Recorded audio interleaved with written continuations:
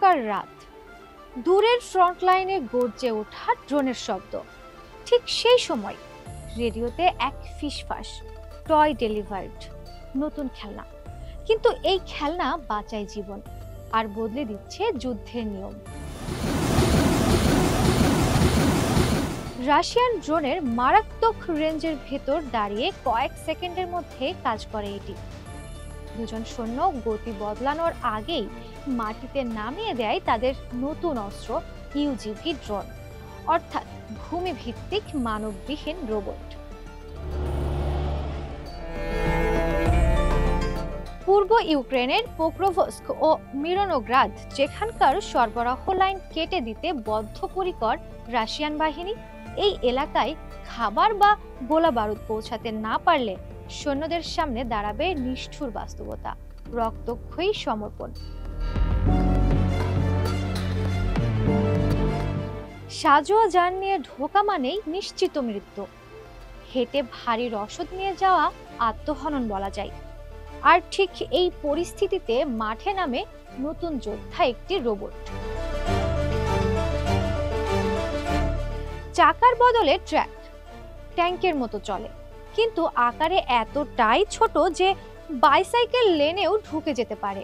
দেখতে নিরীহ, কিন্তু এই যন্ত্রই এখন পোক্রোভস্কের হৃদস্পন্দন। পোক্রোভস্কের 90% সরবরাহ এখন এই ইউজিভি দিয়েই যায়। ভবিষ্যতের যুদ্ধ এমনই মানবরহিত, ঝুঁকিহীন, মেশিন কেন্দ্রিক। 30 কিলোমিটার জুড়ে কিলজট, যে কোনো নড়াচড়া, যে কোনো ছায়া মুহূর্তেই আকাশ থেকে দেখা যায়। বোমাটা পড়ার সাথে সাথেই পরেরটা হাজির। আর্টিলারি মর্টার, সব দিক থেকে আঘাত। 59 মিনিট, পুরো 59 মিনিট মৃত্যু আমাদের খুঁজে ফিরেছে।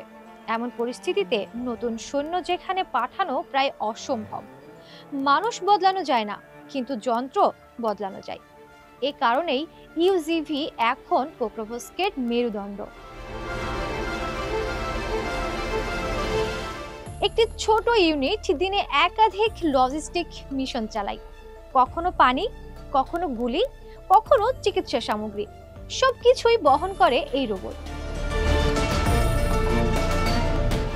টার্মেট 200 কেজি পর্যন্ত বহন করতে পারে। অপারেটর থাকে কয়েক কিলোমিটার দূরে।